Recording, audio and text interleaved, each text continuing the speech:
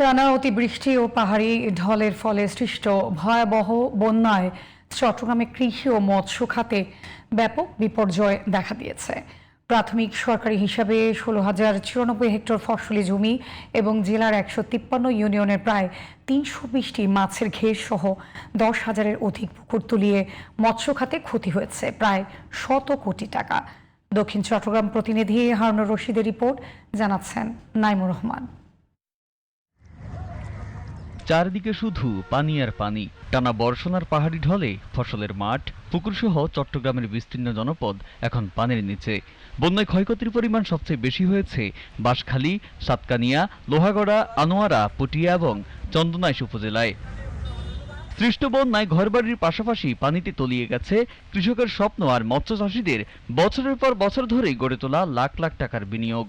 জেলা মৎস্য অধিদপ্তরের প্রাথমিক তথ্য অনুযায়ী জেলার 15টি উপজেলায় ক্ষতিগ্রস্ত হয়েছে ১২,২৫১টি পুকুর, দিঘি ও ৩২০টি চিংড়ি ঘের। সবচেয়ে বেশি ক্ষতি হয়েছে বাঁশখালী ও সাতকানিয়া উপজেলায়। আর অনাহারে হচ্ছে নিজেরা রান্না বাড়া করতে পারি, কিছু করতে পারি, গরুর ফল মনে করো খেয়ে কুটে কিন্তু গরুরা কিছু আনতে পারি। আজ 5 দিন মান এটা বন্যা পড়ি রয়েছে, আমি কে তাই নি পারি ফুটি জায়গা আছে না হাইম তো কা পানি পর্যন্ত নাই, পানি উড়িয়ে সাইমিকে দিয়ে ডুবে বেড়া তারা ঘর দুয়ার ঢুকে গিয়ে। মৎস্য খাতের পাশাপাশি ব্যাপক ক্ষয়ক্ষতি হয়েছে কৃষিতেও। কৃষি সম্প্রসারণ অধিদপ্তরের তথ্য মতে এবার বন্যায় চট্টগ্রামে ক্ষতিগ্রস্ত হয়েছে ৯,০৪৩ হেক্টর আউশ ধান, ৯৬০ হেক্টর আমনের বীজতলা এবং ৫,৯৩৪ হেক্টর গ্রীষ্মকালীন সবজির ক্ষেত।